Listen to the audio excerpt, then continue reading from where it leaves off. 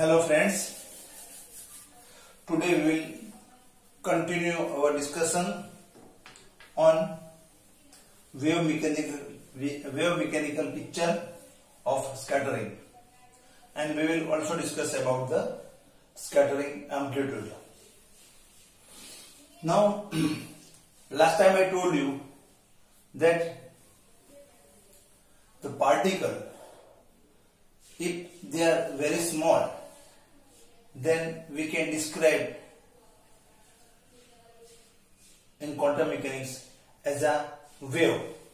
So now we will understand the scattering in terms of quantum mechanical picture. So here now, instead of particle, we will say that there is an incident wave. An incident wave is represented like this. You can say it is a plane wave. Incident plane wave. Okay. And that plane wave is propagating in z direction. Okay.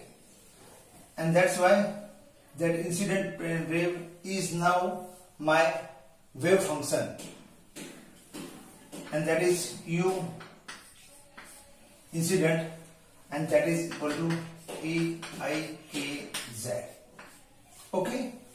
So in wave mechanical picture, we will consider the particles as a wave, and when it is a wave, object has a wave nature, then we can describe it in terms of plane wave, and mathematically incident wave function u incident is equal to Eikz. Why z? Because it is propagating in a z direction. So this is the plane waves. Last time also I told you that plane waves means in this plane the waves are in same phase. When it comes over here, the waves has the same phase. So this is the plane of same phase, and since it is a plane, so it is called the incident plane wave. Now when it comes across the target, suppose there is target over here, target particle. Now target particle has some potential. Let us say it is a He2 plus, some positive charge are there, suppose. Then it has some potential. Let us say its potential is V within this range, small range A, suppose. So now I consider the target has a potential V over the range A, because now I am considering this point as my origin, and from this up to the certain range A, suppose it has some potential. Now in presence of potential, what happens when this incident wave comes over here? It gets scattered in presence of potential V, and because of that scattering, it scattered in all direction. Okay. Suppose this incident wave is in this direction, there is a target over here, so scattering will take place in all direction. So now my plane wave will become now spherical one, like this.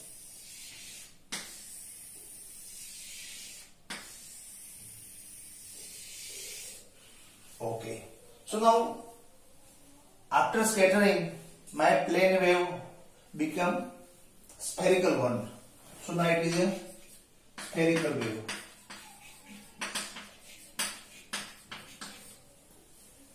After the scattering. Okay. No doubt some of the incident wave will move as it is. Okay. Now this is a situation in wave mechanical picture, incident plane waves, get scattered at the target due to the potential of the target particle, and now it scattered in all direction and it becomes the spherical waves. Okay, and spherical waves, you can say it is these are the scattered wave, you can say. So you can represent USC, scattered wave, and that scattered wave is proportional to what? Now if it is moving in z direction, that EIK, but here the spherical one, they are expanding in radial direction. So now scattered wave will be in a radial direction, EIKR.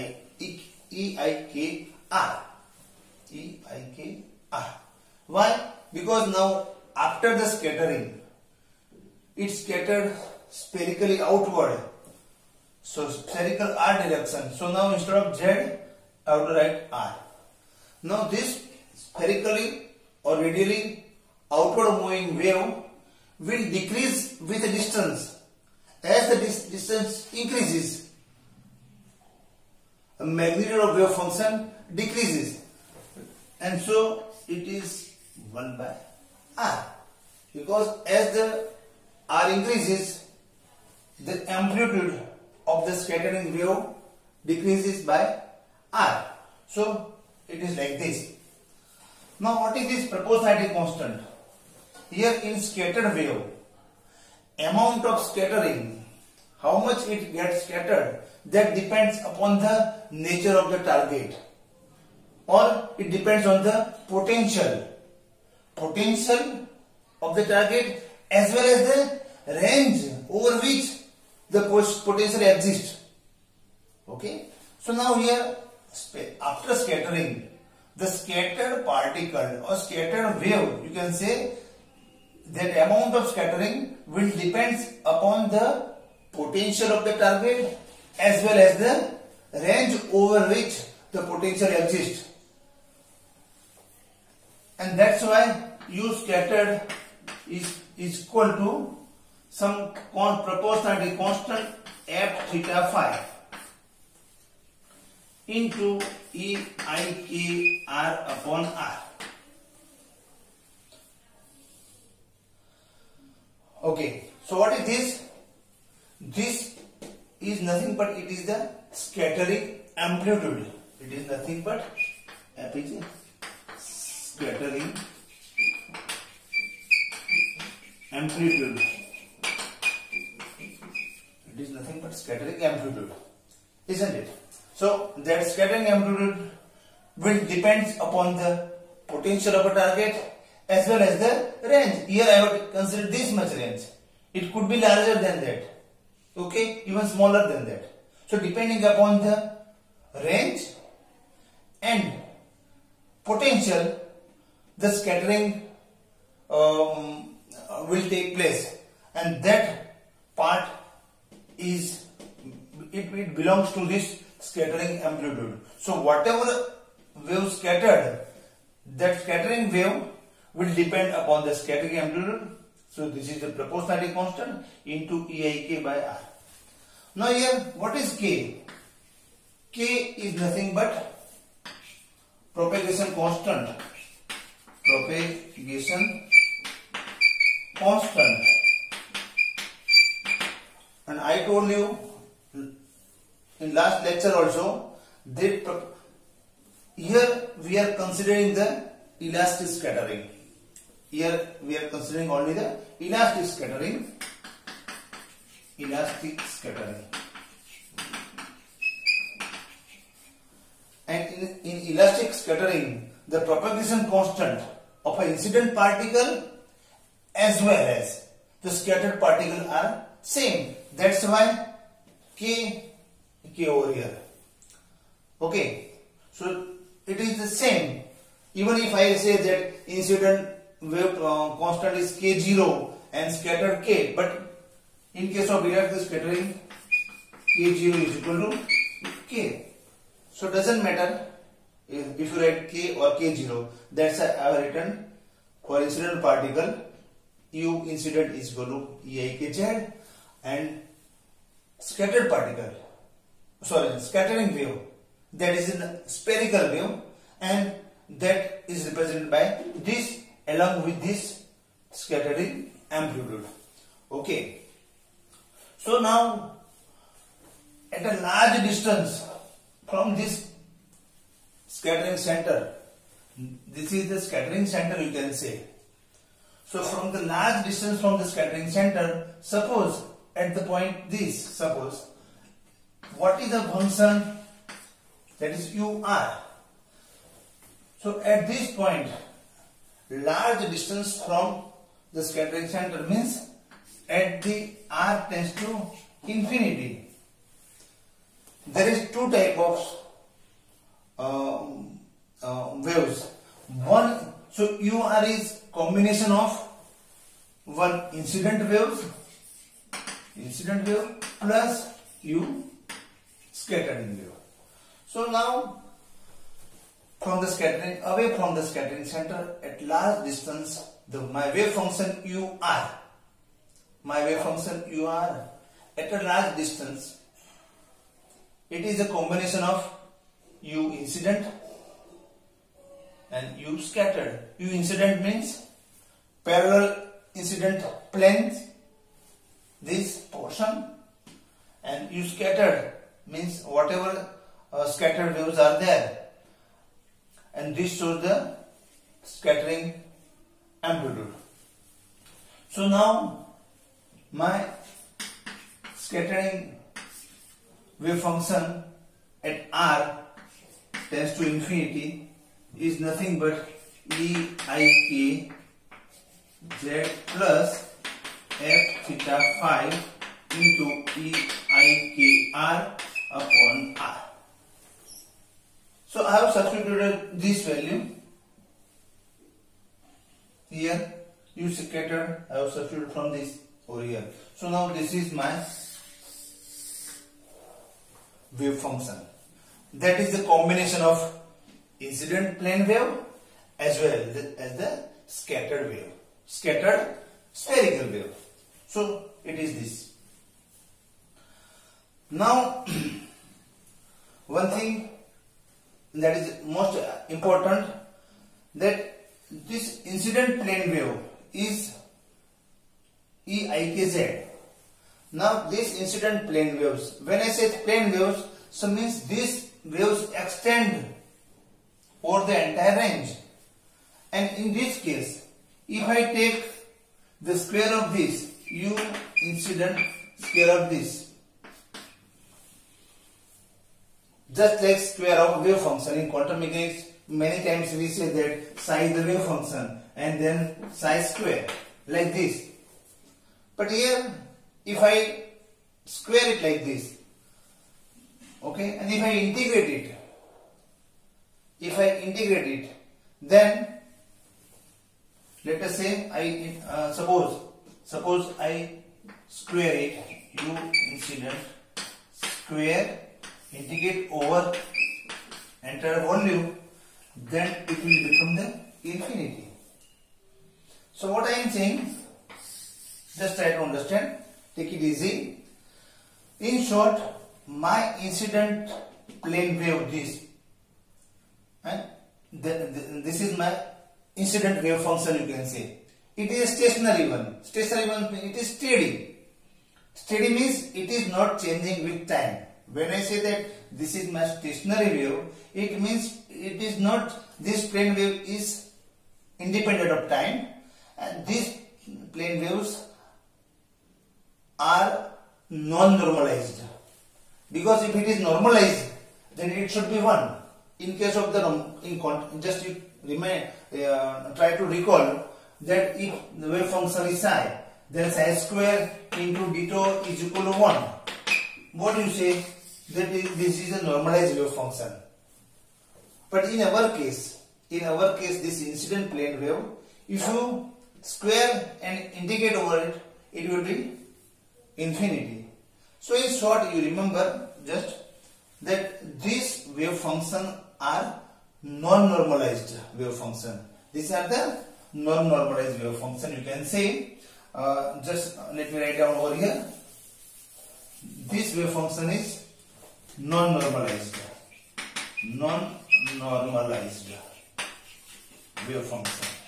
Okay, non-normalized. So now if it is not non-normalized, then in that case square of this function will give me the number of particles per unit volume.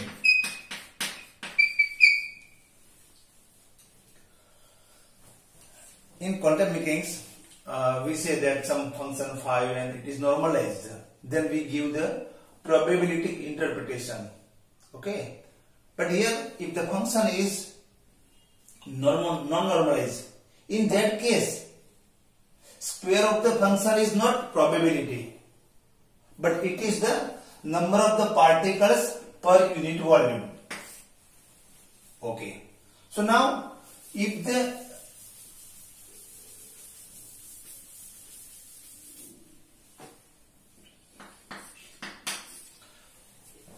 square of this, if it is gives a number of particles per unit volume, then if I multiply with v, velocity of a particle, then it will be what it will be? It will be the incident flux. Incident flux. It will be the incident flux. So again I say that if the wave function is normalized, then we can interpret it in terms of probability. But in our case, in this case, these plane waves are not normalized. So if it is not normalized, then square of this function is not a probability, but it is the number of particles per unit volume. That you have to remember. Whenever the wave function is not normalized, then square of that function will give me the number of the particle per unit volume. So now if this is the number of particle per unit volume, if I multiply with the velocity, it will become the incident flux. How? Let us say that I am saying that this is my unit volume. Let us say this is my unit volume. Okay, and square of this will give me the number of the particle in this unit volume. Okay, number of the particle in this volume. Now if I say that particle, they are moving, and suppose the velocity of the particle is v, velocity of the particle is suppose v, then what will happen? If the particle is moving, then in unit time some of the particle will pass through this surface. So the particle, suppose in 1 second the particle traveled the distance, this much distance. So whatever the particles are there, that will pass through this surface. Okay, so what I am saying, that if the particle has a velocity v, so in unit time some of the particle will cross this surface. So whatever particles are there in this will pass this surface, and that will give me the incident flux. What is incident flux? Incident flux is the number of the particle passing through per unit area per unit time. But in per unit time, so this much particle can go through it. Understand? So what I am saying, that if the particle has v velocity, it means it is moving in 1 second. Suppose particle is over here, some particles are over here, suppose, and in 1 second they travel up to this distance, so it will cross it. So whatever particles are there here will be crossed by this, and so it will be the incident flux. So in short, incident flux is equal to u incident square into v. that will be my incident flux. Okay. Because you have to remember incident flux, that is the number of the particle passing through the unit area per unit time. This is the number of particle per unit volume. Volume into velocity. So that will be the so dimension wise you can understand this unit of this is volume. Okay. Okay. Or L cube suppose unit wise per unit volume. Okay. V, that is length per time. Velocity means length per time. So this will cancel out. So it is 1 upon L square means area into time. So when you multiply this with the velocity, it will become the input flux. But the input flux is number of the particle passing through unit area per unit time. Anyway, if you understood, that's okay. Otherwise, simply remember that number of particle per unit volume multiplied by velocity will give me the incident flux. Okay. Now what is V? V is the velocity. And if I multiply by m and divide by m, it will be same. Then P mv, that is P upon m. What is P? That is h cross by m. So what I am saying, that V mv by v, okay, P by m, h cross m. So instead of V, I can write U incident square into h cross by m. In the same way, after the scattering, scattered flux, what is scattered flux? Scattered flux. After scattering, what is the flux? So scatter flux, so here we have to write down the incident flux, you have to write incident wave function, scatter flux, you have to write the scattered, U scattered square into V means h cross k by m. This is scattered flux. Okay. Now just try to understand.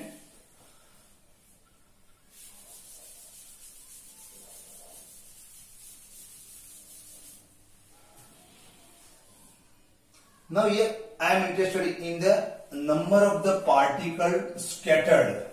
So number of the particles scattered is nothing but scattered flux, because when I say that particle scattered, so number of the particles scattered, that will be the equal to the scattering flux, that is U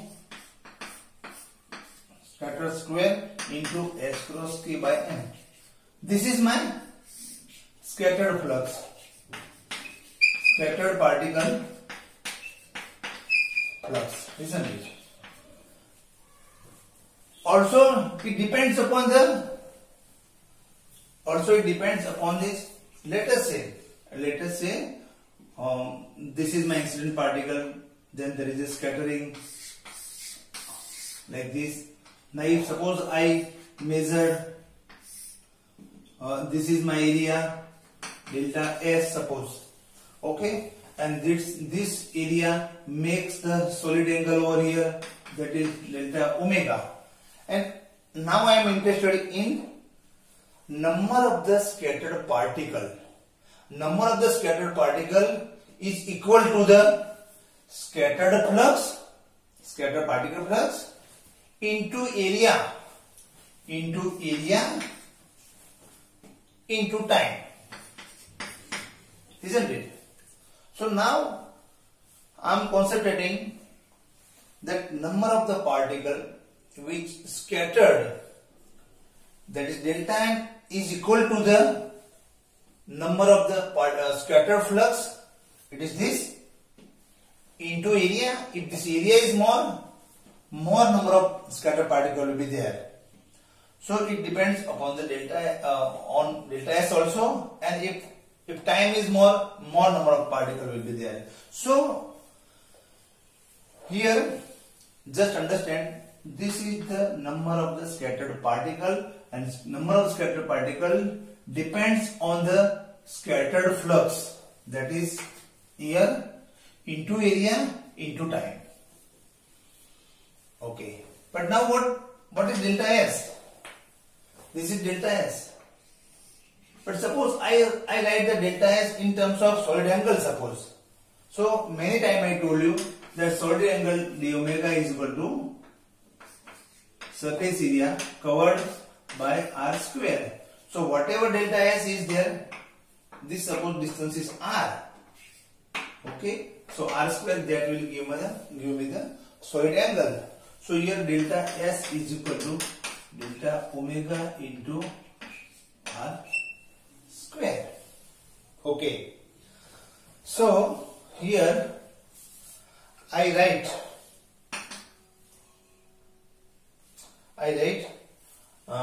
let me rub it out first. So u sc square into h cross k by m into delta S means delta omega into delta omega into r square and delta t. This is 1. Okay, so number of the scattered particle will depend upon the scattered flux into area into time. Area represent in terms of solid angle, so it is this, it is r.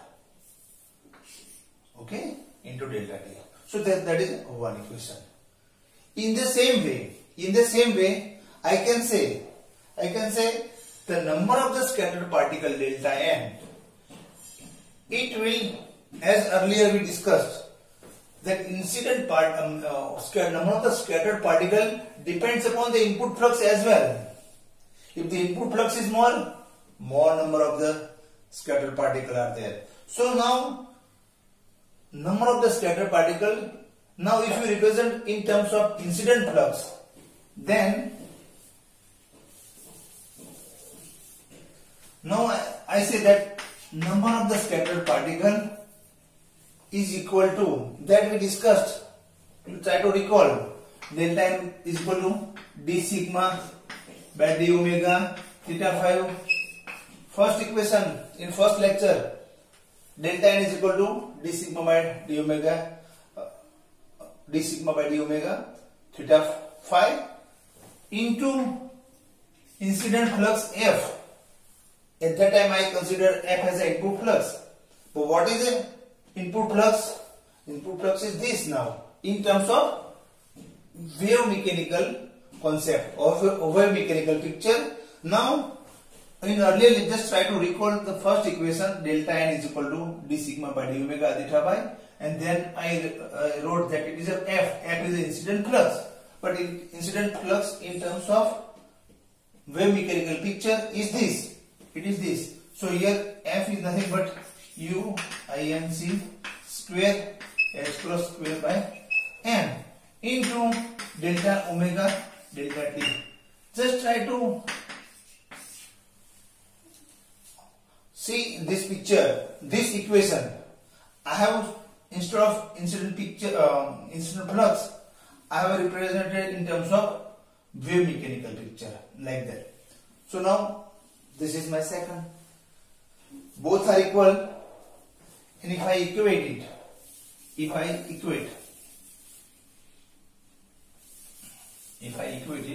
in that case d sigma by d omega theta phi into E inc square h cross k by m into delta omega delta t is equal to, that was discussed in the first lecture. Instead of simply incident flux, I have written in terms of waves, and this is now my incident flux. Okay, and this I have derived today. So now this and this both are equal, so it is u s c square h cross square by m into delta omega r square delta t. Now you can cancel out something. This and this will be cancelled out. Delta omega delta t, delta omega delta t. So now my equation will be d sigma by d omega theta phi u incident square is equal to u scattered square and r square. Okay. Now what is u incident? What is u incident? U incident is nothing but EIKZ. Okay. Now what is u scatter? That is nothing but f theta phi into EIKR upon r. U incident means EIKZ, and u scatter is nothing but f theta phi EIK by r. Now substitute over this. Now square of this. When you take the square of this, square of a complex function, that is EIKZ into e raised to minus IKZ. So I know that u incident square is nothing but e minus IKZ into e raised to minus IKZ. So that will be 1, because IKZ, and in case of complex quantity you have to multiply with its complex, means minus. So minus that is 1.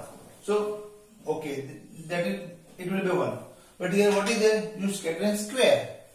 So here also when you square it, this IKR multiplied by e raised to minus IKR. So minus IKR and plus IKR, that will cancel out. Simply it will be f square by r square. So now my d sigma by d omega theta phi. Now this is 1. So I don't write over here. U scattered means square of this. So plus IKR into minus IKR. So that will also be cancelled out. So it is simply f theta phi square divided by r square into r square. So now I can write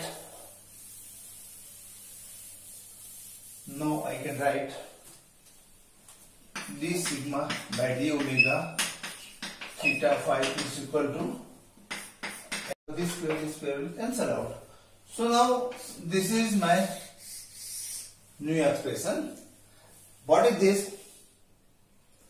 This is differential scattering cross section.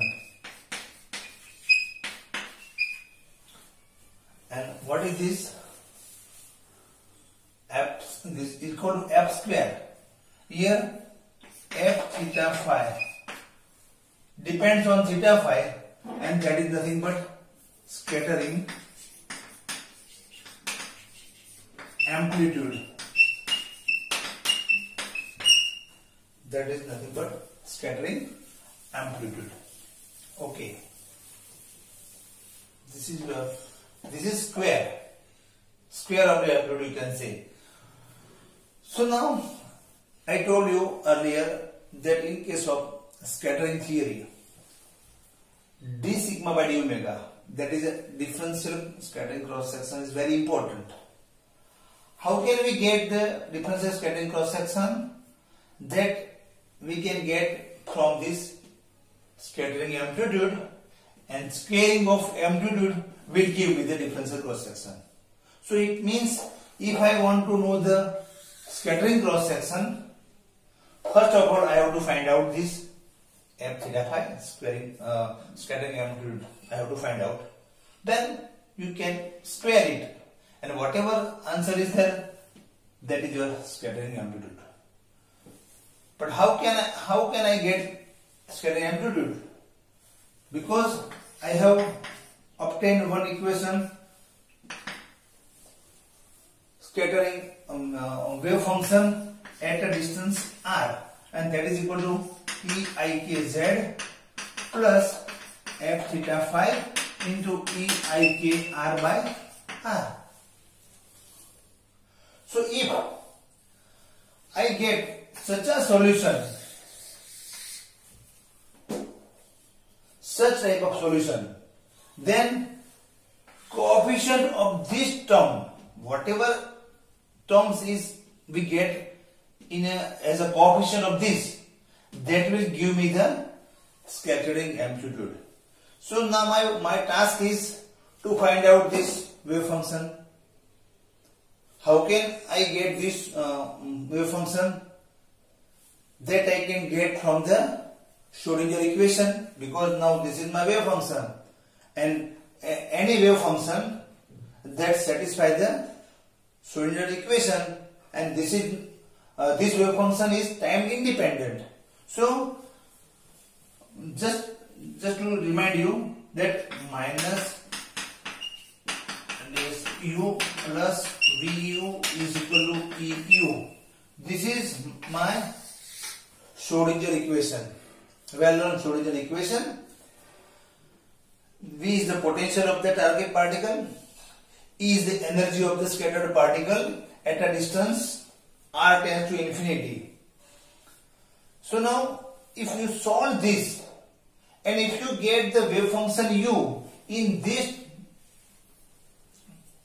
form, and in that form whatever you get as a coefficient of this term, so whatever you get, this coefficient will give me the scattering amplitude, and square of it will give me the differential cross section. So now the problem is, to understand the scattering theory, we need to know d sigma by d omega. For that, I should know the scattering amplitude. To get the scattering amplitude, I have to solve this Schrodinger equation. And if I get equation, and then from that equation, I see what is the coefficient of this term. So coefficient of this term will give me the scattering amplitude, and from that amplitude I can get the differential cross section. Okay, so this is the main task. So in the next lecture, we will try to find out solve the Schrodinger equation. We will find out the solution in this form, and from that, whatever coefficient is there, that will give me the differential cross section. So our task is to find out first the scattering amplitude from the Schrodinger equation. That we will do in the next lecture. Thank you.